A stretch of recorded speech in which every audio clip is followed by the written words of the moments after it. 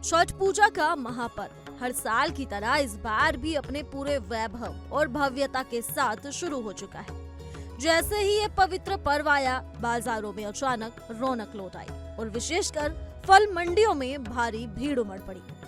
ये वो समय है जब श्रद्धालु और व्रती अपने घरों और घाटों पर सूर्य देव को अर्घ्य देने की तैयारी में जुट जाते हैं और पूजा में इस्तेमाल होने वाले विशेष फलों की खरीदारी करते हैं। इनमें सबसे ज्यादा मांग गन्ना, केला और करना यानी कि सिंघाड़ा की होती है। इन फलों का महत्व केवल पूजा सामग्री के रूप में ही नहीं है, बल्कि छठ पूजा की पौराणिक और सांस्कृतिक परंपरा का अहम हिस्सा है।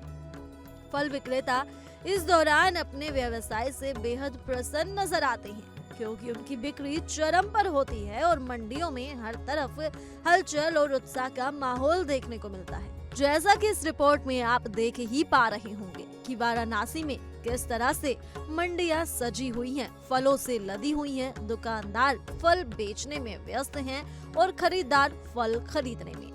मंडी में इन दिनों एक अलग ही नजारा देखने के लिए मिल रहा है, क्योंकि घर घर छठ पूजा की तैयारियां हो रही हैं।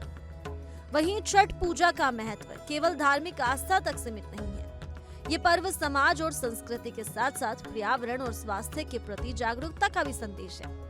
व्रती अपने स्वास्थ्य का ध्यान रखते हुए उपवास रखते हैं और सूर्य देव को अर्घ्य देने के लिए लंबा समय और पूरी श्रद्धा के साथ घाटों पर उपस्थित होते हैं। फल मंडियों में इस समय गन्ना, केला और सिंघाड़े की मांग इतनी अधिक होती है कि दुकानों के बाहर लंबी लंबी कतारें लग जाती हैं। लोग अपने घरों और पूजा स्थलों के लिए इन्हें खरीदते हैं ताकि छठ पूजा पूरी भक्ति और श्रद्धा के साथ संपन्न हो सके। इस दौरान मंडियों में केवल फल ही नहीं, बल्कि पूजा के अन्य आवश्यक सामान जैसे कि मिठाई, गुड़, समीधा और मिट्टी के दीपक भी खरीदे जाते हैं। महिलाएं अपने बच्चों और परिवार के साथ खरीदारी करने आती हैं, जबकि पुरुष छठ पूजा के लिए विशेष तैयारी करते हैं। दुकानदार बताते हैं कि इस समय उनकी बिक्री साल भर की तुलना में सबसे अधिक बढ़ जाती है, क्योंकि लोग हर साल इस अवसर पर अपने घरों और घाटों को भक्ति और श्रद्धा से सजाते हैं। छठ पूजा न केवल आस्था और भक्ति का प्रतीक है, बल्कि ये सामाजिक मेलजोल,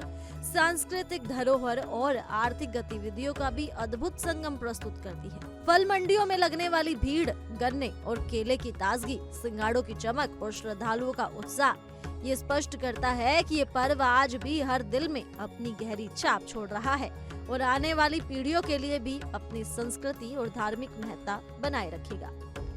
फिलहाल के लिए इस खबर में सिर्फ इतना ही। ज्यादा जानकारी के लिए जुड़े रहिए इंडिया डेली के डिजिटल प्लेटफॉर्म के साथ।